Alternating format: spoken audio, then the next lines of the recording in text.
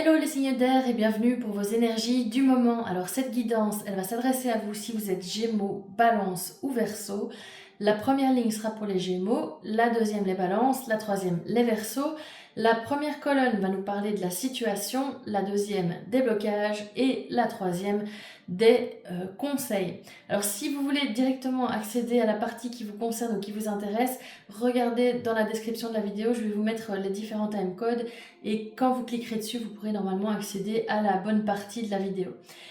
Alors, avant de commencer à développer les énergies signe par signe, ce que je peux vous dire ici, les signes d'air, c'est qu'il y a des énergies qui ressortent pour l'ensemble de votre famille de signes. On sent que vous êtes dans une période de transition. Il y a beaucoup de mouvements sur le plan relationnel, émotionnel. Il y a des cartes qui parlent de choix importants à faire, aussi de la nécessité pour certains ou certaines d'entre vous de dépasser des peurs, de dépasser certains schémas du passé pour aller davantage vers la clarté, vers la confiance, vers un chemin de vie sentimentale plus aligné avec ce que vous voulez, avec qui vous êtes, etc.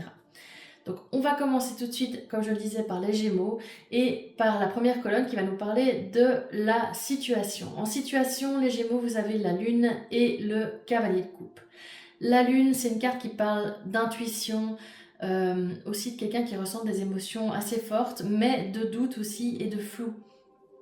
Tandis que le cavalier de coupe, lui, il va nous parler de quelqu'un qui est assez romantique, quelqu'un qui a un cœur assez ouvert, aussi une ouverture du cœur assez importante et des sentiments profonds. Donc si on combine ces deux énergies, qu'est-ce qu'on voit? C'est qu'avec cette lune, il y a une situation donc sentimentale avec ce cavalier de coupe. Donc il y a une situation sentimentale qui est encore floue. Vous avez peut-être par exemple des doutes sur les intentions de cette personne ou sur vos propres sentiments vis-à-vis de cette personne. Vous avez aussi peut-être peur de vous faire des illusions ou du mal à savoir si en fait vous devez faire le premier pas ou si vous devez attendre que l'autre fasse un pas vers vous. En tout cas, on voit qu'il y a une situation sentimentale qui n'est pas encore tout à fait claire. Ensuite, dans les blocages, on a la mort et les amoureux. La mort, c'est une carte qui va parler de transformation, de fin de cycle, mais aussi d'une forme de renouveau. Parce que c'est pas une mort qui va être stérile, c'est une mort qui va laisser place en fait à un nouveau chapitre. Tandis que les amoureux, eux, ils vont nous parler d'un choix. Un choix qui s'impose en fait, pas un choix qui est facile à faire, un choix qui va demander des efforts, mais un choix qui est nécessaire aussi justement pour pouvoir un peu redémarrer un processus en fait. Donc ici, avec la combinaison de ces deux cartes, qu'est-ce que je peux vous dire par rapport au blocage? Pour moi, c'est que on voit bien avec cette mort en blocage que vous éprouvez en fait des difficultés à aller jusqu'au bout de la transformation qui est en cours actuellement chez vous, parce qu'il y a peut-être le passé qui continue à vous retenir, et en fait que vous n'arrivez pas à faire ce choix alors que vous savez au fond de vous que ce choix est nécessaire. Ça pourrait par exemple être le fait de donner une nouvelle chance à quelqu'un, le fait de vous ouvrir à une nouvelle rencontre malgré vos peurs vis-à-vis de ce que vous avez vécu dans le passé, ou de tourner finalement définitivement une page sur une histoire du passé. En tout cas, ce que je peux vous dire, c'est tant que ce choix n'aura pas été fait, vous ne pourrez pas avancer vraiment vers quelque chose qui vous épanouit. Donc c'est important, même si c'est compliqué, même si c'est difficile à prendre comme décision, de prendre une décision et de faire un choix. Enfin, pour les conseils, on a le roi de denier qui est clarifié par l'as d'épée. Le roi de denier, c'est la figure de la personne stable, mature, qui a une certaine sécurité financière aussi. L'as d'épée, lui, nous parle de clarté, de vérité, de prise de conscience, de trancher, de prendre une décision également. Donc pour moi ici, ce qu'on vous dit les Gémeaux en conseil, c'est en fait de prendre du recul, de chercher à clarifier les choses avec cet as d'épée, de chercher à savoir aussi ce que vous voulez vraiment, chercher à clarifier la situation et puis d'agir, mais ne pas agir sous le coup de l'émotion, d'agir avec une forme de maturité comme le ferait ce roi de denier. Donc vraiment avec l'idée de ne pas se laisser envahir par une vague émotionnelle, mais plutôt d'être posé et de faire les choses calmement.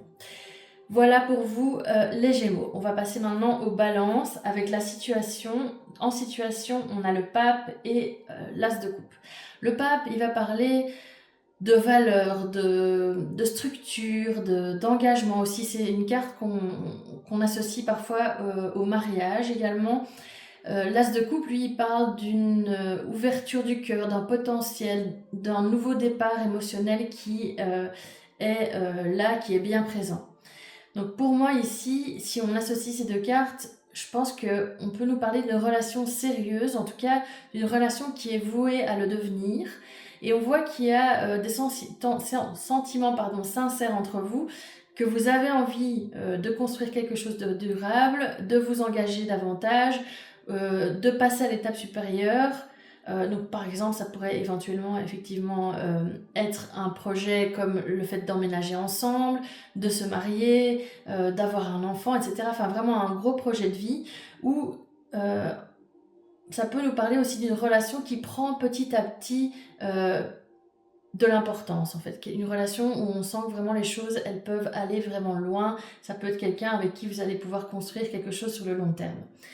En obstacle, on a le 4 de Pentacle qui est clarifié par le 6 de Pentacle. Alors le 4 de Pentacle, il nous parle de stabilité, mais aussi de contrôle, de quelqu'un qui peut parfois s'accrocher à une situation parce que cette situation est stable et que ça lui fait peur de quitter cette situation qui est stable pour quelque chose qui va moins maîtriser en fait. Le 6 de denier, ça va nous parler d'équilibre et de réciprocité, de partage. Donc souvent il est associé à ce qui est donner et recevoir.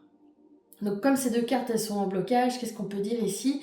C'est que malgré tout, malgré le fait que voilà, vous vous sentez bien dans cette relation et qu'on sent que c'est une relation qui peut mener à plus, que vous avez envie de franchir une étape, de passer à l'étape supérieure, on voit quand même qu'il y a une difficulté malgré tout à trouver un équilibre dans cette relation.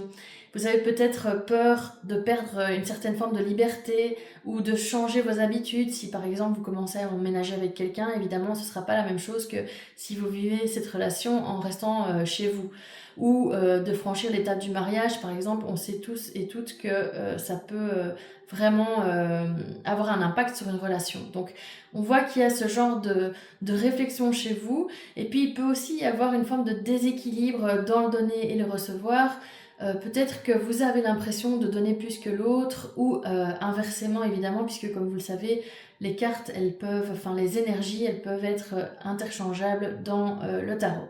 Enfin, en conseil, on a le 4 de coupe qui est clarifié par le chariot.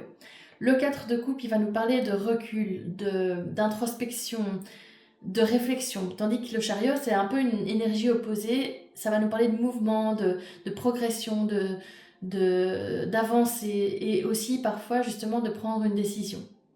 Donc pour moi, en conseil, qu'est-ce qu'on vous dit? Les balances, c'est en fait à la fois de prendre le temps de la réflexion et en même temps de ne pas rester bloqué indéfiniment dans cette réflexion, mais de quand même essayer d'avancer.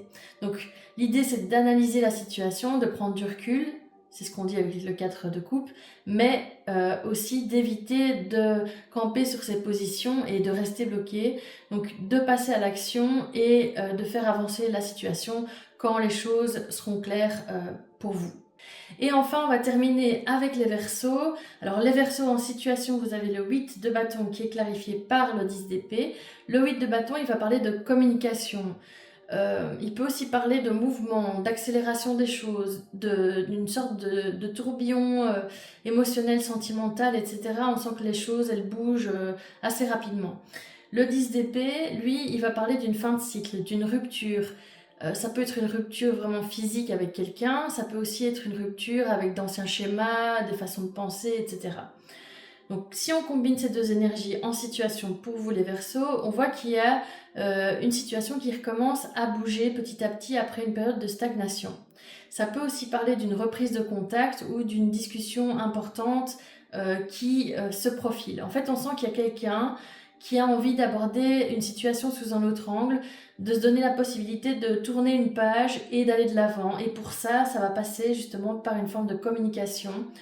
Alors que ce soit pour tourner une page définitivement sur une relation, de faire une sorte de discussion finale et de pouvoir enfin avancer et faire le deuil de cette relation, ou justement pour se donner une nouvelle chance après une rupture ou une période pendant laquelle vous n'avez pas été en contact. Au niveau des blocages, on a le roi de bâton qui est clarifié par le valet de bâton.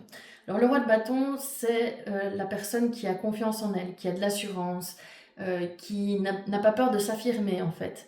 Le valet de bâton, lui, c'est quelqu'un qui va être plein d'enthousiasme, qui va avoir un désir d'agir, de prendre des initiatives.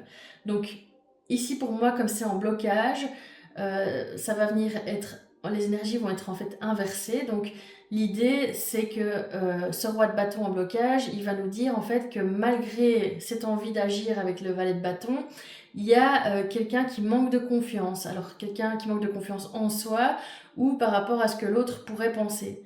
Vous avez peut-être peur, par exemple, de faire le premier pas parce que vous craignez la réaction de l'autre.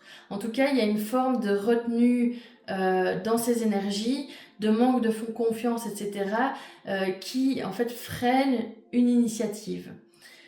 Enfin, avec les conseils, on a le cavalier d'épée et le soleil. Alors le cavalier d'épée, c'est vraiment la carte de quelqu'un qui est déterminé, qui fait preuve de franchise et qui est déterminé à atteindre son objectif, en fait, à passer à l'action. Le soleil, c'est une super belle carte dans le tarot, c'est une carte qui parle de confiance, d'optimisme, de réussite, etc. Donc en conseil, qu'est-ce qu'elles nous disent ces cartes? Eh bien, elles vous conseillent justement de ne pas vous laisser guider par vos peurs et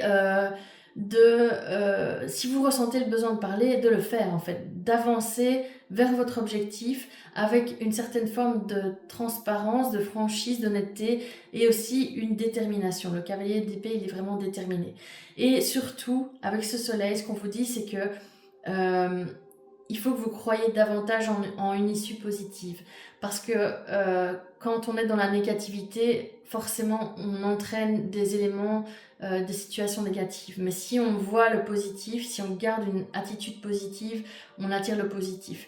Et ici, c'est ce qu'on vous dit de faire en fait. On vous dit de rester positive ou positif et de croire en une issue favorable. Et de toute façon, dites-vous que quelle que soit l'issue de la situation, ce qui compte justement, c'est que vous ayez été au bout de votre envie, au bout de votre démarche, et que le fait justement d'aller au bout de cette démarche, ça vous permettra de tourner une page et d'avancer. Donc, quelles que soient, en fait, si vous voulez, les conséquences de cette démarche, elle sera de toute façon positive. Voilà, j'espère que cette guidance vous a plu et qu'elle a résonné en vous. Si c'est le cas, n'hésitez pas à la liker, à la partager, à la commenter et puis surtout à vous abonner à ma chaîne pour ne pas manquer les prochains messages.